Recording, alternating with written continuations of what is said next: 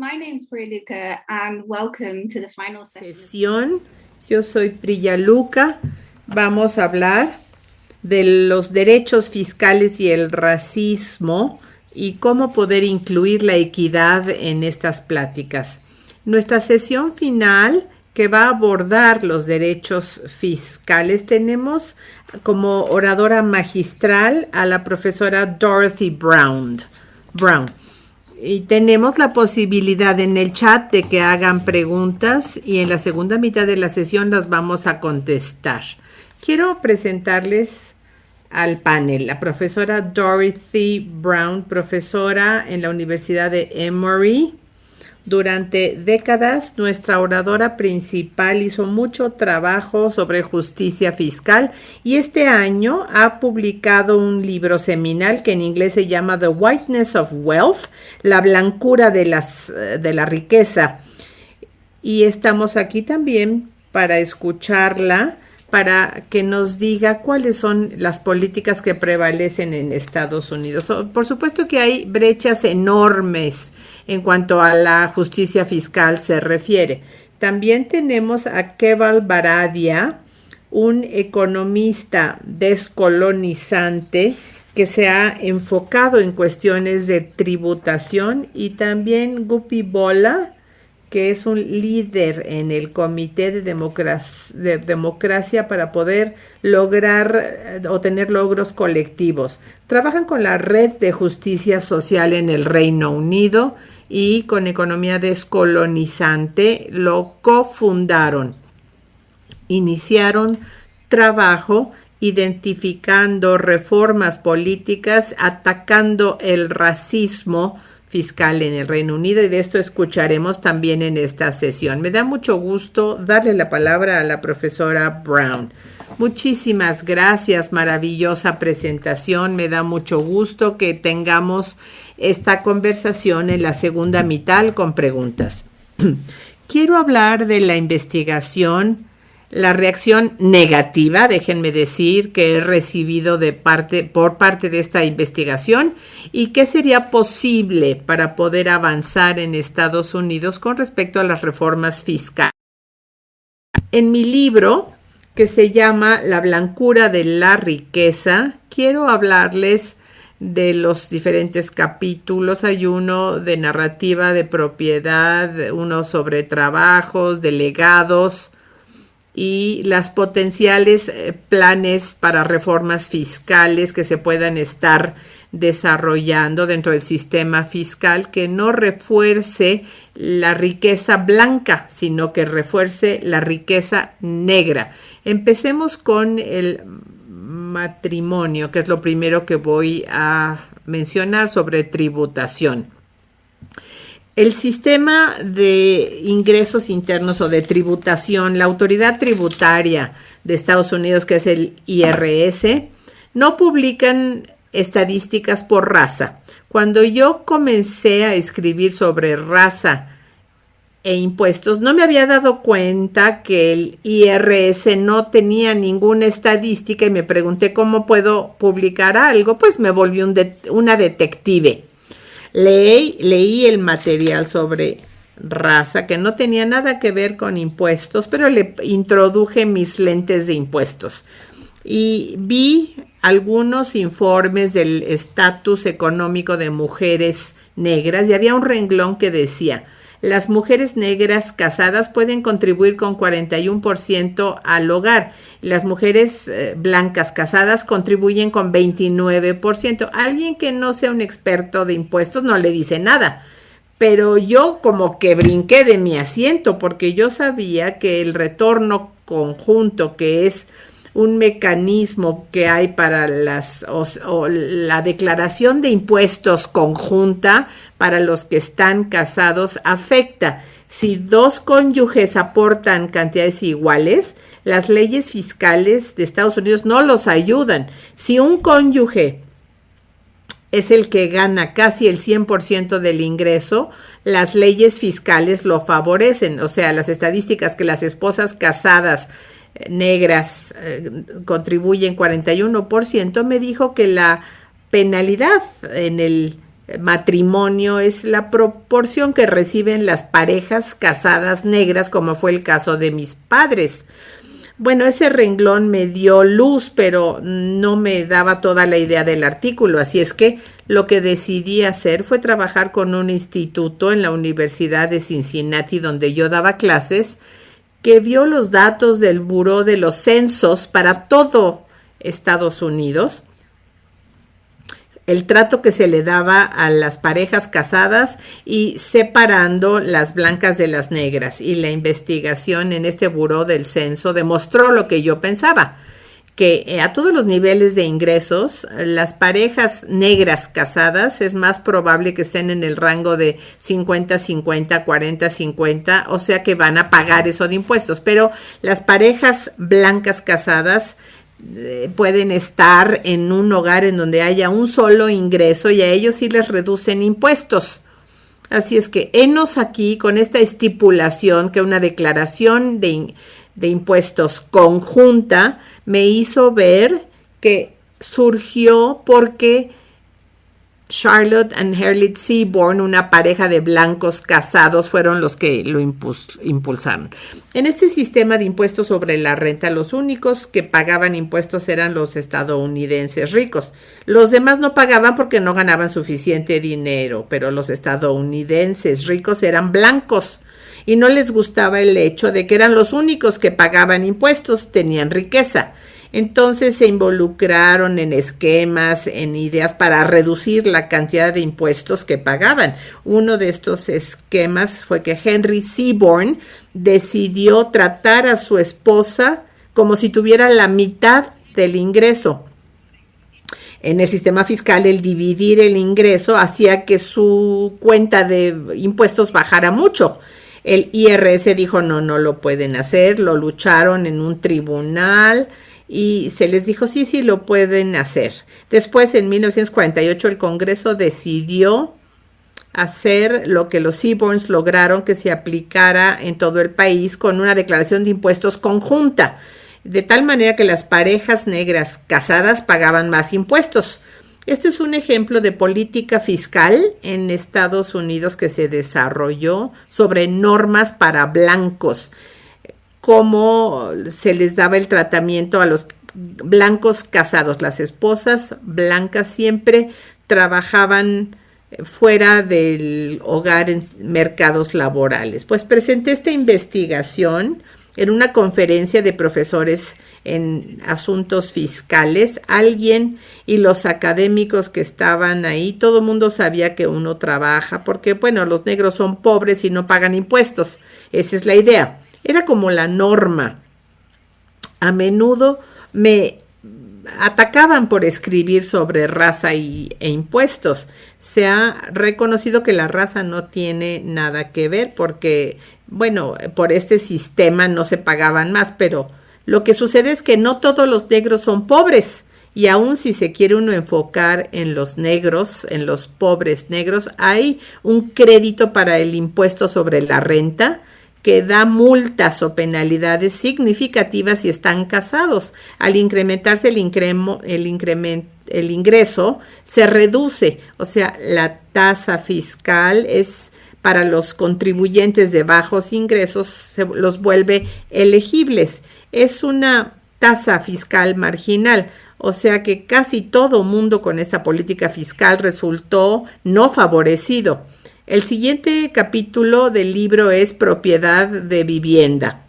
Bueno, primero déjenme hablarles.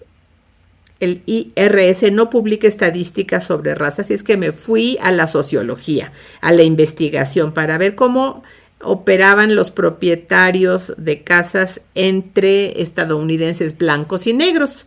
Y encontré que dependiendo de cuántos estadounidenses negros vivían en el vecindario de uno, era lo que implicaba la depreciación. Si se trata de un vecindario virtualmente de puros blancos, ahí se aprecia el precio de la vivienda y es a donde quieren vivir la mayoría de los blancos.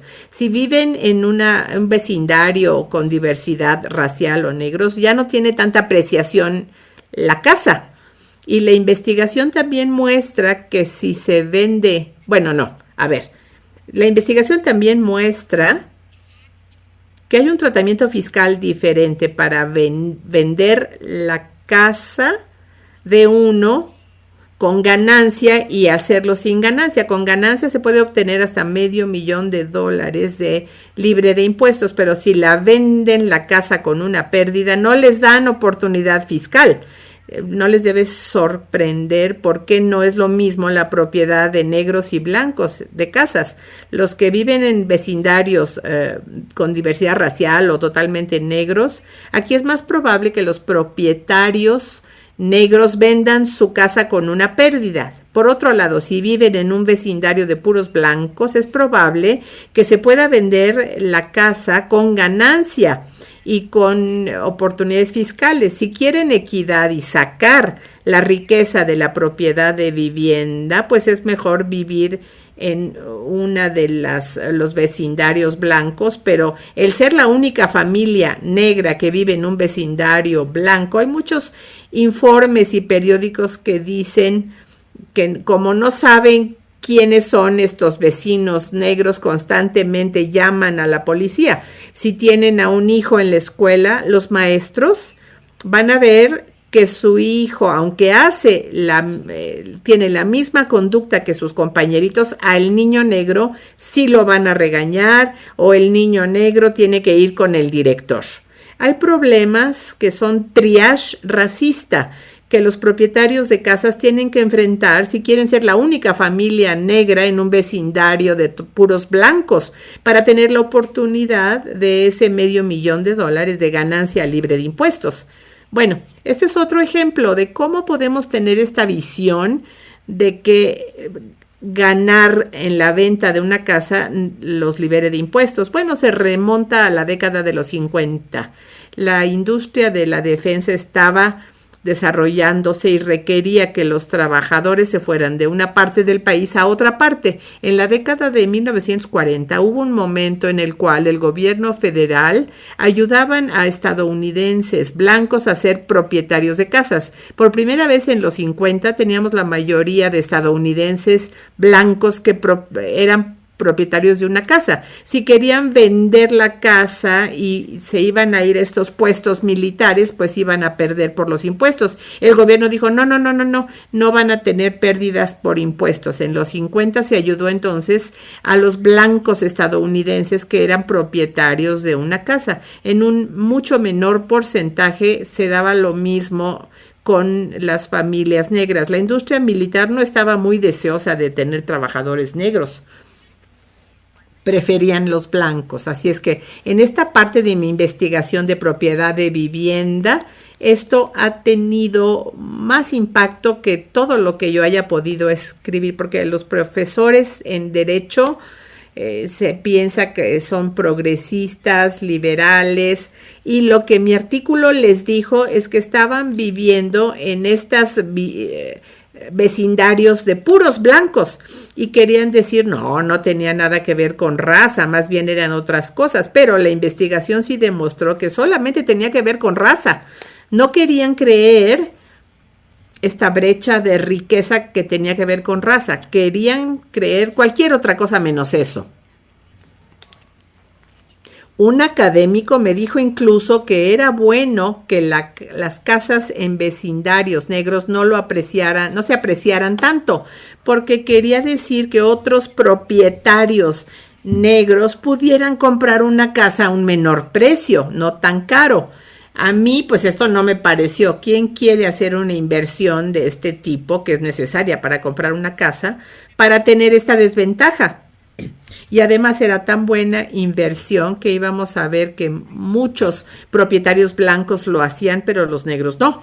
Muchas cosas locas con respecto a esta parte de ser propietarios de una vivienda, porque los académicos se volvieron prácticamente locos porque no querían enfrentar la realidad que ellos estaban viviendo en viviendas, vecindarios de puros blancos. Después hablo en mi libro de la universidad. Fue lo primero que escribí sobre la universidad o el college. Mi investigación me reveló que es muy difícil ubicarlo. No hay nada que esté en un solo sitio. Vi las cargas de deudas, todo lo que era necesario para pagar los estudios universitarios, y era una amalgama de fuentes, de recursos, lo que me llevó a la conclusión general de que los estadounidenses negros que van a la universidad es más probable que terminen con una mayor carga de deuda. Para sus pares es menor y la pagan rápidamente. Y también sus compañeros blancos es más probable que tengan padres y abuelos que paguen por sus estudios universitarios. Así es que el subsidio fiscal para la carga de deuda es una deducción de intereses por deudas para estudios, pero a $2,500. Si ven las altas cargas de deuda de afroamericanos, de 12,000 o 1,200, pues no permite que muchos estudiantes negros puedan deducir todo el interés.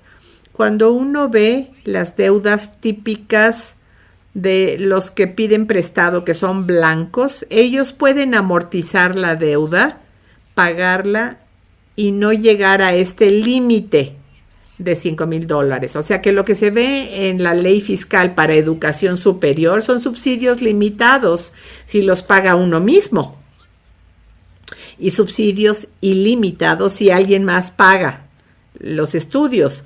O sea, estas herencias de que los padres, los abuelos paguen los estudios universitarios están libres de impuestos. Así es que este capítulo fue el que me deprimió más, la verdad. Son estadísticas que muestran que 60 de estadounidenses negros que inician estudios universitarios no los terminan, 60%, y terminan con deuda. Todo lo malo de estas deudas al graduarse es encontrar un trabajo que pague bien, pero si hay esta carga de deuda, hay una deuda, pero no un trabajo que pague más al terminar. Así es que este capítulo, lo que me dieron de retroalimentación los que lo leyeron es que, mientras que los estadounidenses blancos que dicen, yo no tenía que pagar, nadie que me pagara, lo pagué yo mismo, bueno, no tiene que ver con mi capítulo. Mi capítulo no dice que todos los blancos reciben pagos de alguien más para estudiar, no es lo que yo dije. Pero esto sí se paga de una manera libre de impuestos. Otra parte del subsidio fiscal es para universidades no lucrativas, Harvard, Yale, Emory.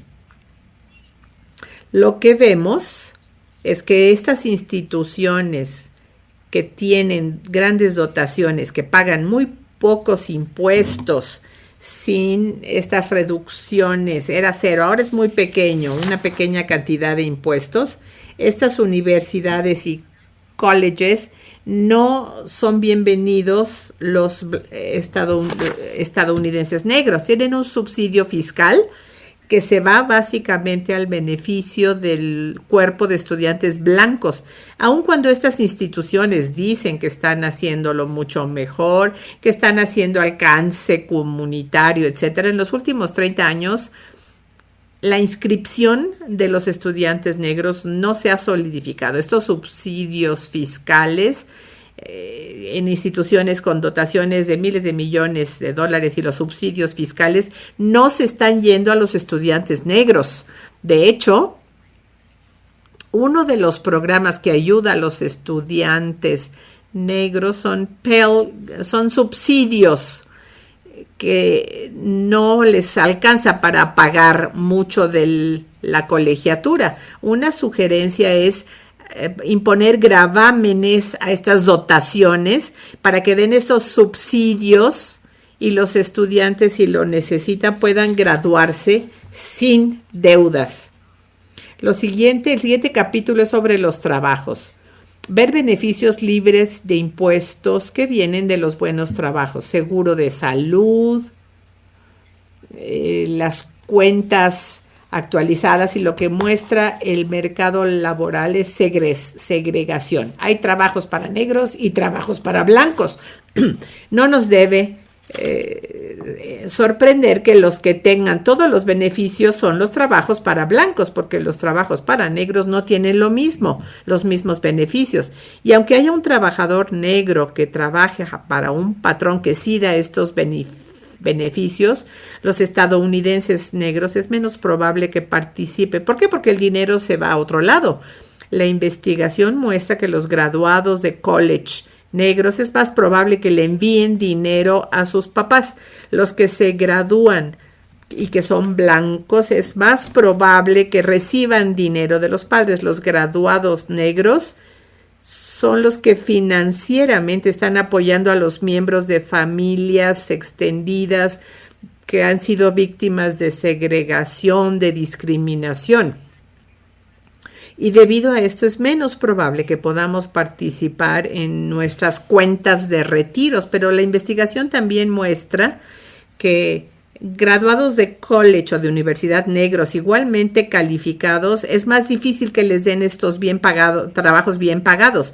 Requieren más entrevistas, currículums, y cuando les ofrecen puestos de menor paga, aunque estén bien calificados y que estén solicitando puestos de una paga más alta. Así es que parte de la solución que yo sugerí fue, si un patrón está discriminando en cómo paga los salarios, quizá no deberíamos permitirles deducir sus salarios o sus sueldos. La respuesta es, ¿está volviendo usted un IRS en una comisión de igualdad y oportunidad laboral? Pero bueno, lo que es interesante de ese comentario es que el Congreso mismo aprobó una ley que decía que no se pueden deductar las compensaciones a menos que sean razonables. ¿Por qué no podemos encontrar que es razonable y no discriminatorio con base en la raza? Por supuesto que podríamos. Cuando el Congreso dice solamente te daremos deducción para salarios si es razonable, pues sí nos hace pensar, bueno, ¿qué es razonable? ¿Discriminación con base en algo razonable? Pues no. Bueno, ese es el capítulo laboral. Luego el capítulo del legado. ¿Cómo hacen la riqueza los estadounidenses blancos comparados con los negros? Mucha herencia, muchas transferencias financieras de los padres que los abuelos pagan para que sus nietos negros vayan a la escuela, o los blancos pagan y los negros no lo pueden hacer porque tienen que ahorrar, o los estadounidenses negros es menos probable que tengan una herencia. Y cuando sí es el caso, es menos probable que seamos capaces de usar la herencia para acumular riqueza. ¿Por qué? Bueno, generalmente lo usamos para apoyar financieramente a los miembros de la familia extendida. Así es que, bueno, alguien que dice, a mí no me tocó una herencia, es interesante cómo los estadounidenses blancos no aceptan la noción de que nuestro sistema fiscal está diseñado para ayudar a los blancos. Si tengo una conversación de 10 minutos con ellos, rápidamente podré decirles cómo su blancura les ayuda a la riqueza, pero resulta que ellos no lo ven. Aunque no lo vean, si hablamos con estas personas, como lo he hecho yo, con algunas cuantas preguntas lo puedo ver. Generalmente es que me dicen, yo no heredé nada. Y realmente son familias blancas de las que hablo en mi libro, que no necesariamente heredaron, pero les dieron un préstamo que les permitió comprar bienes raíces en Nueva York en un rascacielos, o que tenían un amigo que trabajaba en la bolsa de valores y les enseñó a invertir. Hay muchas maneras como la blancura ayuda a acumular riqueza. No es el mismo acceso lo que tienen los afroamericanos. Voy a terminar hablando de lo que puede continuar pasando en esta reforma fiscal. Primero, cuando surgió este libro, el Congreso me abordó para testifiqué ante el Comité de Finanzas del Senado y testifiqué también en la Cámara de Representantes. En 20 años de hacer investigación, nunca me habían pedido que testificara ante el Congreso. Así es que la publicidad que recibió el libro, debo decirles que llamó la atención del Congreso y se interesaron en pensar cómo podemos publicar estadísticas sobre racismo e impuestos. En enero de este año, el presidente Biden firmó una orden ejecutiva para igualdad racial y a los nombrados políticos en las ramas de gobierno, en cada departamento, se les instruyó que desagregaran los datos por raza. Por supuesto, el departamento que me importa a mí más es el de tesorería, porque ellos tienen muchas estadísticas que no tienen nada que ver con raza. Y debo decir que el departamento del Tesoro no me da ninguna causa para optimismo porque no han hecho nada hasta ahora. Hablaron, pero no han hecho nada. Así es que estoy cuidadosamente, precavidamente optimista de que algo que salga del Congreso es algo sobre lo cual el presidente pueda decirle al Departamento del Tesoro que tienen que hacer una prioridad de las estadísticas sobre impuestos y raza. O sea que estoy optimista y pesimista al mismo tiempo. Muchas gracias. Qué gran información tan iluminadora. Nos ha hablado de los propietarios de viviendas, los estudios universitarios. ¿En dónde comienza el sistema? ¿Dónde debemos comenzar con este proceso? También lo mencionó en su trabajo, particularmente con lo que es más sistemático de las teorías racistas que se han ventilado en el Reino Unido y en Estados Unidos con el trabajo seminal del que usted nos ha hablado. Bueno, se trata de un problema sistémico, así es que requerimos de una solución sistémica. Cada capítulo lo llama una solución pequeña. La solución no es hacerlo de manera individual, que el matrimonio no cambie la manera de pagar impuestos, y para la vivienda pues es eliminar estos subsidios que desproporcionalmente ayudan a los blancos. Sobre la universidad y los estudios, ya mencioné las instituciones educativas que tienen mucho dinero, bien financiadas, que dan subvenciones. Sobre los trabajos, tenemos que tener patrones a quienes se les pida que publiquen estadísticas, hagan una auditoría y que publiquen estadísticas sobre disparidades raciales, la paga y disparidades raciales y su impacto en las cuentas de retiro, de los seguros de salud, etcétera. Y debemos pensar en los impuestos y las herencias que se van a edificios y así cosas suntuosas y no a los estudios universitarios. Hay cambios pequeños y cambios grandes. Para mí la solución es un código fiscal radicalmente diferente del que tenemos. Es irnos a lo básico, lo que tuvimos al principio del siglo XX en los Estados Unidos, en donde teníamos pocos hoyos donde podían las personas hacer deducciones, si es que hacían más de lo que necesitaban para poder pagar impuestos de esta manera. O sea, era una tasa, el tener un sistema más bien de tasas fiscales que aplique, sea que si estén a cargo de Amazon o si trabajan en un almacén. Se va a gravar el ingreso igual como se hace con el trabajo, con lo laboral. Sí, hay como retroceso al hablar del periodo racista. Los aliados ya tienen el momento, cuando digo aliados, me refiero a aliados blancos, a que alcen la voz y que digan, hay que enseñar la historia verdadera en las escuelas. Si queremos hablar de lo que ha sucedido, hay que hablar de la esclavitud. Y bueno, no decir, fuimos muy amables con los esclavos. Si realmente queremos ser reales, podemos hablar en los libros de historia que no dicen la verdad y que nosotros la digamos. Y poder regresar a la noción de que no podemos hablar de raza porque el IRS no ha hablado de raza, ni ha detenido o evitado que los negros paguen impuestos. El no hablar de raza es un mecanismo diseñado para mantener el status quo de los blancos. Muchas gracias. Le daré la palabra a Keval Baradia para que nos haga comentarios.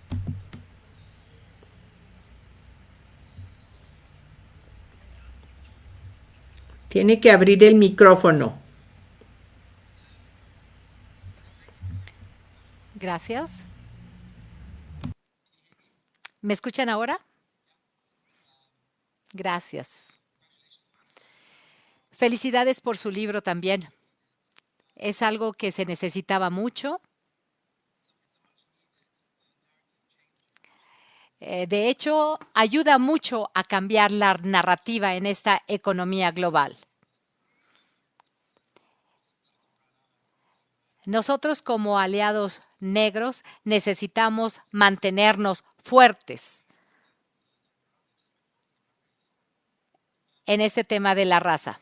Quiero agradecerle a la Red de Justicia Fiscal por organizar este tema, especialmente a Dorothy Brown por estar enfocándose en esos temas antirraciales. Esta campaña comenzó este año para ver el tema de impuestos y racismos. Para hacerlo tenemos que entender los orígenes del racismo, como decía la profesora Brown, junto con los obstáculos culturales, económicos y sociales. Hay mucho. El racismo es la prioridad de la gente blanca para justificar su permanencia y finalmente justifica las formas en las que la gente blanca no se ve controlada durante siglos por los blancos. Se desarrollaron cientos de cuerpos científicos para justificar todo esto, el genocidio de los grandes capitalismos por la raza, también el desarrollo del capitalismo, es el sistema actual, que ha sido desarrollado por el esclavismo y es un costo.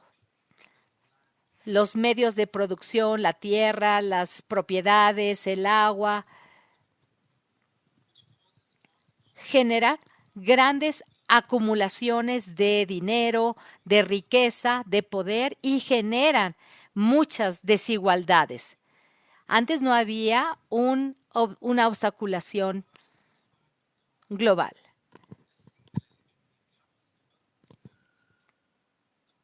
El mundo tiene que trabajar para que la gente encuentre trabajos, encuentre la manera de sobrevivir con la tierra que antes compartíamos colectivamente. El capitalismo propicia que una persona tenga mayor parte de la riqueza natural que puede comprar el dinero. Cuando pensamos en el impuesto, debemos de considerar también la esclavitud. No se puede separar de la emancipación porque es su cómplice. Sabemos que el capitalismo y los impuestos generan desigualdades, generan antidemocracias en términos de la parte europea y de los Estados Unidos. La parte de las vacunas también. Hay gente que no puede tener acceso a estas vacunas. Muchas desigualdades vienen de los sistemas financieros. Se invierte mucho en permanecer este status quo, que es la explotación y que viene con un imperialismo implícito. Estas son algunas de las características del capitalismo y de la economía actual, que a veces no se ve. Nosotros vemos que hay mucha gente que lucha con estas campañas, pero son temas fundamentales importantes. Esto de la justicia racial. Entendemos que hay muchos privilegios para gente que tiene capital, que pueden invertir para maximizar sus retornos. Este sesgo de riqueza da poder para empeorar la explotación, que solamente se puede lograr con un imperialismo racial. No es un Estado capital, sino nada más una de sus características. Debemos de dedicarle mucho tiempo, o le hemos dedicado mucho tiempo sin querer a mantenerlo. Las organizaciones de la sociedad civil y el gobierno deben de participar cada vez más en este sistema también. Estamos tratando de apalancar y llegar a este 1%. ¿Queremos realmente cerrar esta brecha? Lo que debemos hacer es tener un enfoque interdisciplinario en cuanto a la raza y a los impuestos. Primero, están los economistas ambientales que ya nos dijeron que el mundo no puede seguir sosteniendo a 8,000 millones de personas. Necesitamos muchos impuestos para que esto se dé. Y de eso se trata esta campaña fiscal.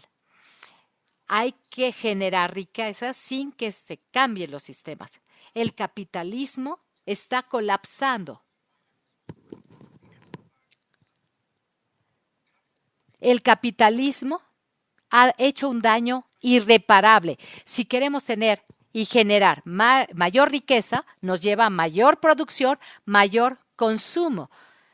¿Y cuál es el punto de todo esto?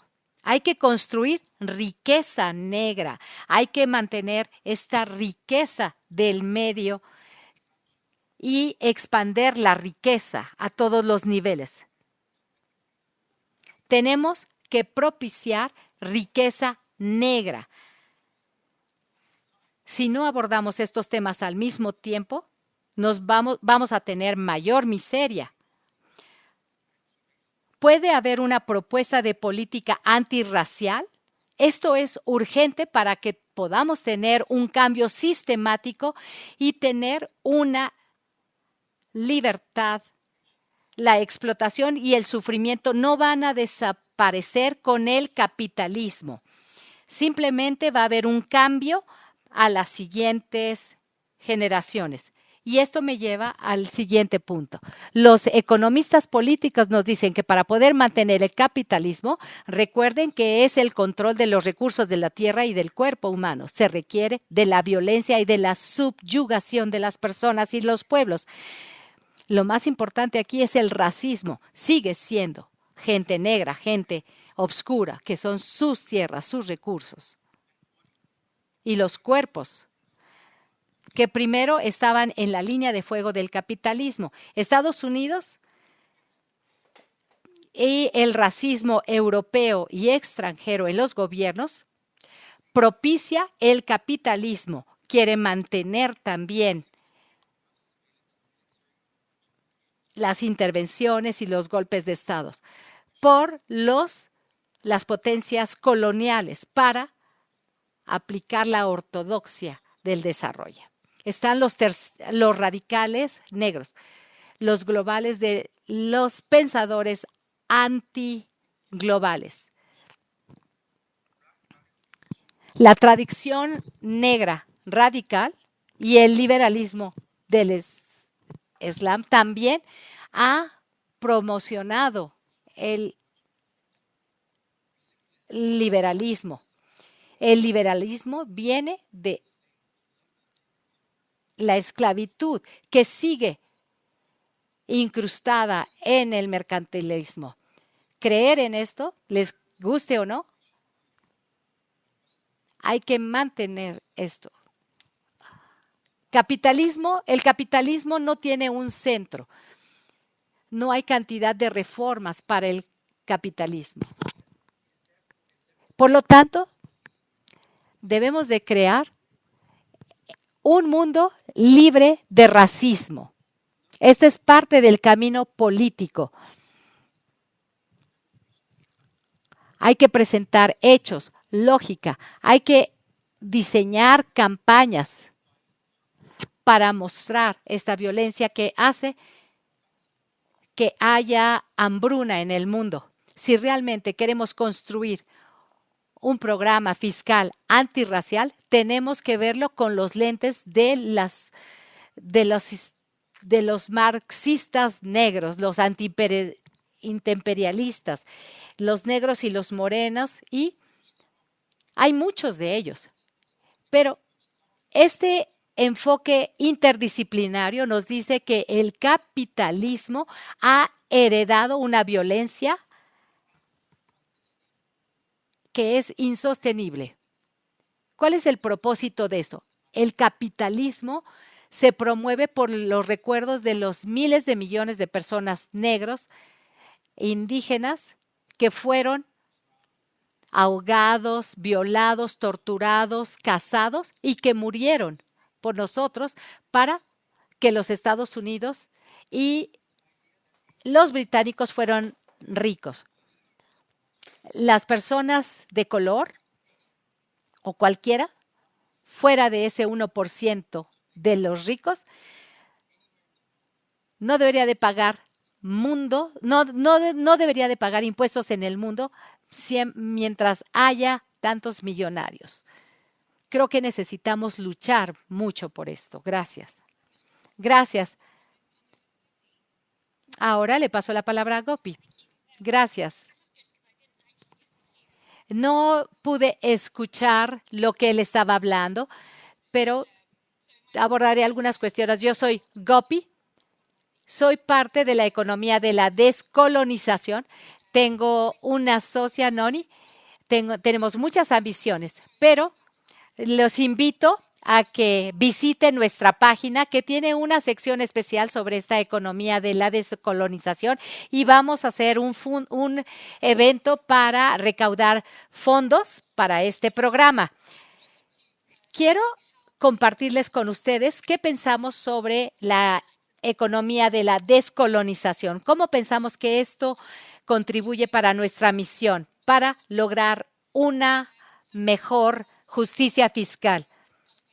Primero, hay que tener mayor diversidad, identificar formas en las que la infraestructura financiera moderna bloquee el acceso, no bloquee el acceso a las comunidades vulnerables ni a las comunidades negras. Hemos visto ya que esto es necesario en el Reino Unido. Para comenzar, nuestro enfoque es que empezamos a cuestionar los datos, empezamos a verlos con otros lentes. Para identificar las brechas, nos dimos cuenta que la raza, desarrollada como este constructo social que ya lo han mencionado, tiene un impacto para tener jerarquías en diferentes etnicidades, no solamente entre las comunidades blancas y raciales, sino entre otras. La distribución de la riqueza ignora ciertas debilidades que promueve políticas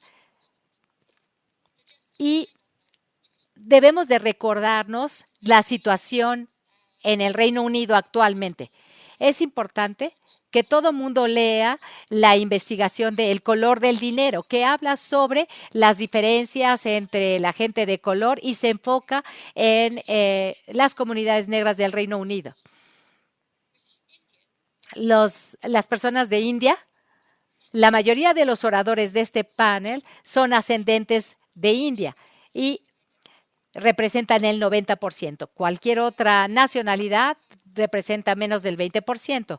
Hay muchas estadísticas que muestran que esta riqueza está mal distribuida. Permítanme compartirles algo, a ver si puedo aquí con mi pantalla. Bueno, desafortunadamente no puedo entrar en tanto detalle, pero hay importante sobre el tema de la gente de India, la forma en cómo el Reino Unido ha sido cómplice en esta jerarquía. Tenemos que ver el gabinete. Nosotros vemos que cuando nos referimos a estas ideas de riqueza y blanco, hay algo ahí importante con ser blanco. Hay que entender que hay dinámicas múltiples que juegan un papel importante en estas comunidades. Hemos demostrado también que estas jerarquías promueven la idea de que eres un inmigrante moderno o que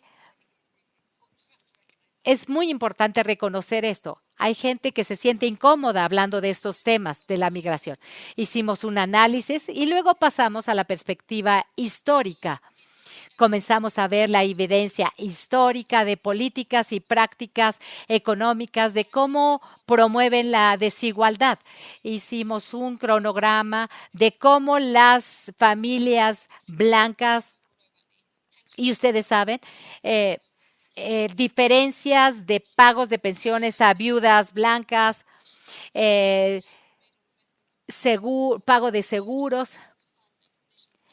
financiamiento de expediciones de Inglaterra y la red de paraísos fiscales nos ha ayudado mucho también para llevar a cabo esta investigación en el Reino Unido. Hay muchos aspectos y campañas que se llevan a cabo con muy poca transparencia.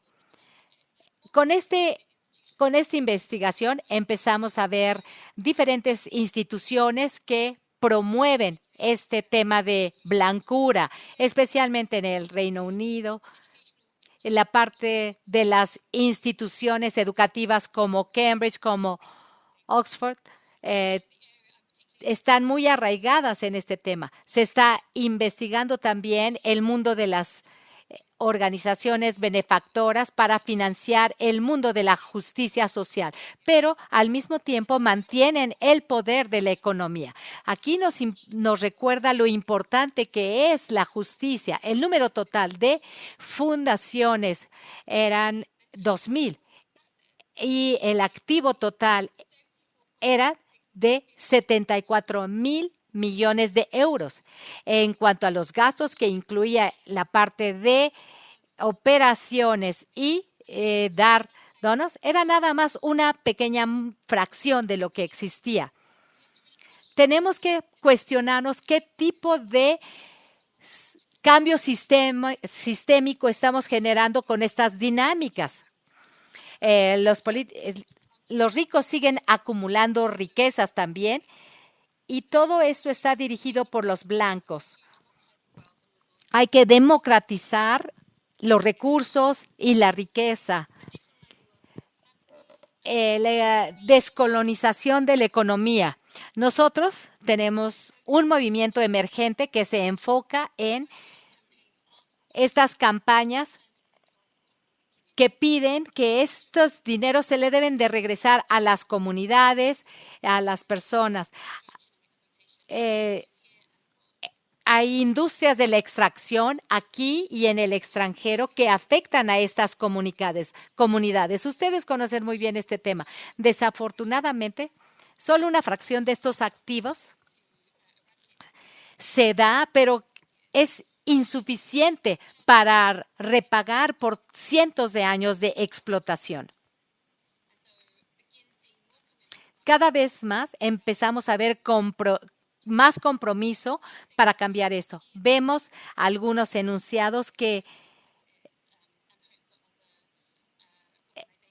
están tratando de lograr cambios, pero tenemos que ver qué es lo que van a hacer finalmente. Nuestra visión es contribuir en esta lucha y construir una economía solidaria. Hay instituciones que empiezan a pensar ya en esta justicia, en este sistema.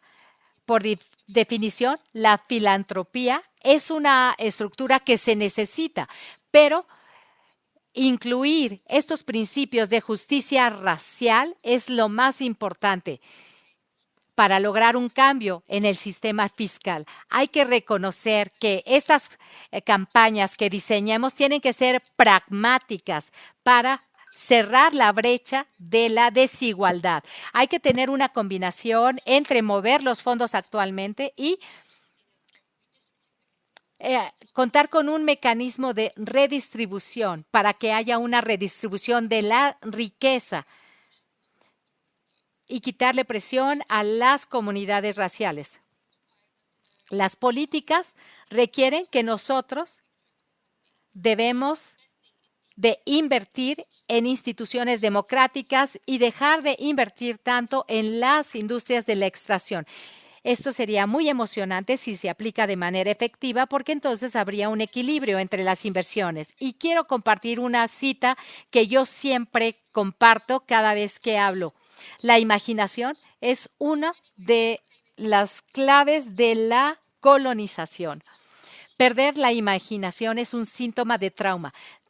Nunca debemos de perder el derecho de exigir por las cosas que tenemos derecho.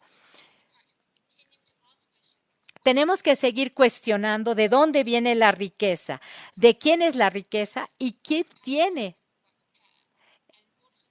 El tema de la riqueza es la reparación. Tiene que haber muchas más Dorothy Brown en el Reino Unido con mucha imaginación para ver de dónde viene el dinero. Espero que el trabajo que nosotros estamos haciendo esté contribuyendo para que en el futuro podamos tener una mayor justicia fiscal y racial. Muchísimas gracias, Guppy. Tenemos algunas preguntas. Robert Palmer está preguntando, me interesaría saber por qué el IRS sigue teniendo este enfoque racial. Yo creo que esta investigación de impuestos raciales se debe de expandir a muchos países también. Son excelentes las presentaciones que nos han compartido y que muestran cómo estos grupos minoritarios se han visto afectados por diferentes sistemas. Sería excelente escuchar por parte de ustedes cómo cada país podría resolver estas situaciones. Sabemos que hay gente que trata de salirse de un sistema tributario colectivo. Por ejemplo, en los Estados Unidos, el caso de Lauryn Hill, que hizo un enunciado importante para cuestionar la legitimidad de estos sistemas fiscales. ¿Qué es lo que podemos hacer? ¿Dónde comenzamos cuando se tiene un sistema tan grande? ¿Y cómo podemos aprovechar el poder que tenemos? Sabemos que hay un poder sistémico también que es muy robusto. A ver, ¿por qué el IRS no tiene estadísticas por raza? Esa es una pregunta que no puedo responder, ya que nunca han dicho el por qué. Tienen estadísticas públicas sobre género y sobre edad, pero publicarán estadísticas sobre raza. La comisión del IRS testificó recientemente que no es el trabajo de la IRS, sino de la Secretaría del Tesoro. Hay muchas diferencias ahí, pero yo creo que la gente cada vez más va a pedirle que el IRS y el Secretario del Tesoro rindan cuentas sobre este tema. ¿Cuál fue la segunda pregunta? Se me olvidó. Ya. ¿Qué está haciendo el país? Bueno, la respuesta sí es sí, sí y sí. Lo debe de hacer el país, sí, porque ¿cómo sabe uno cuáles son los problemas potenciales que va a haber si no los analizamos? Y cuando analizas, aprendes y puedes ver cuáles son las soluciones. Yo creo que sí se debe de hacer cada vez más trabajo, no menos. Los estados, por ejemplo, en los Estados Unidos, deben de ver quién está pagando impuesto de compras por raza. Se debe de hacer más de eso. ¿Cómo resolverlo? ¿Cuál es la tensión? Bueno, en mi capítulo sobre las soluciones, yo hablo sobre contribuyentes negros, quienes se dan un crédito tributario por haber estado en prisión. Y en mi libro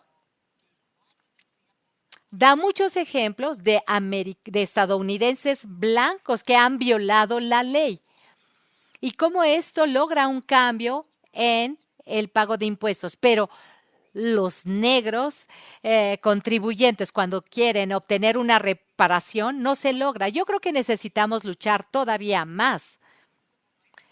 La tradición de derechos civiles incluye ir a la cárcel por desobediencia civil, ¿correcto? Pero en términos de ¿cuáles son las soluciones potenciales? Yo creo que debemos de pensar muy a lo grande y muy pequeño también. Es decir, contar con vías múltiples y no pensar que nada más hay una sola manera correcta de hacerlo, sino que lo que queremos es contar con un sistema que transforme. Pero no sabemos cómo sea o no sabemos qué se requiere para lograrlo.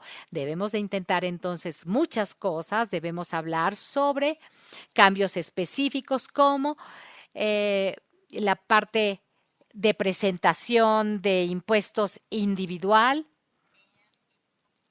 y tener un enfoque de contemplar las diferentes posibilidades en lugar de nada más los os. Les quiero dar un minuto más a los otros panelistas para que compartan sus conclusiones finales. Guppy, ¿quieres hacer un último comentario? No tengo mucho más que agregar. Agradezco la emergencia que están surgiendo nuevos recursos.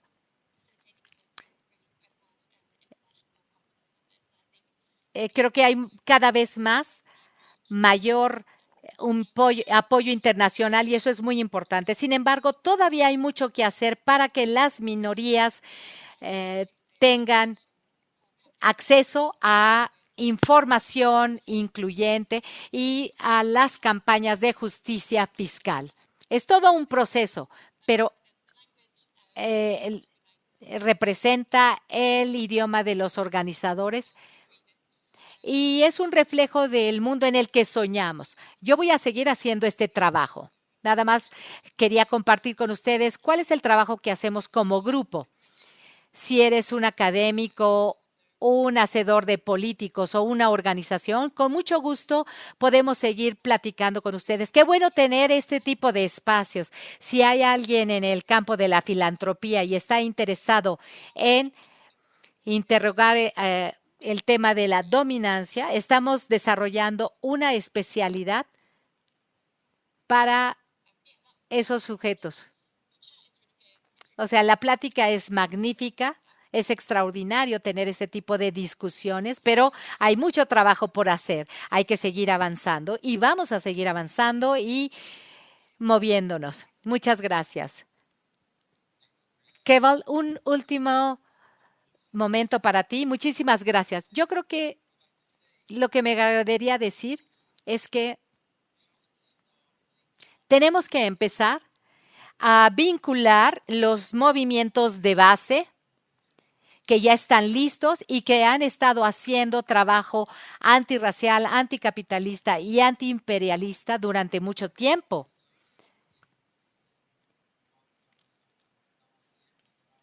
Y llevarlos a países donde las discusiones sobre el racismo son obscuras. Tenemos que hablar de la descolonización en aquellos lugares donde hay colonización. Es importante, y no estoy hablando de que nosotros hablemos en este tipo de paneles sobre cómo se ve este tema, porque hay gente en la línea de frente en el sur global que está luchando contra esta carga. Y es importante que veamos este trabajo desde diferentes perspectivas, no nada más considerando un aspecto, un estatuto o una universidad. Tenemos que tener un enfoque integral. Hay que hablar con el público sobre estos temas. Necesitamos empezar a hablar sobre estos temas. O sea, estas cifras de los paraísos fiscales son enormes. Estamos hablando de 43,000 millones de dólares que se pagan diariamente en los mercados financieros y de inversiones. Y esta es la riqueza corporativa, la riqueza de los gerentes, de los fondos. Y aquí es de donde obtienen su poder los partidos políticos. Muchísimas gracias. Ya no tenemos tiempo. Quiero decirles que han sido excelentes en apoyar todos estos temas. Les recuerdo que esta conferencia seguirá todavía unos días más para que sigan uniéndose a nosotros. Profesora Brown, ¿nos puede dar sus comentarios finales? Gracias por invitarme. Quiero agradecerles por el trabajo que están haciendo y alentarlos a que sigan adelante con ese trabajo y necesitan mucha gente, sigan conectados y sigan apoyándose entre todos ustedes. Excelente el trabajo que hacen. Muchísimas gracias. Yo pues seguiré al tanto para los próximos días.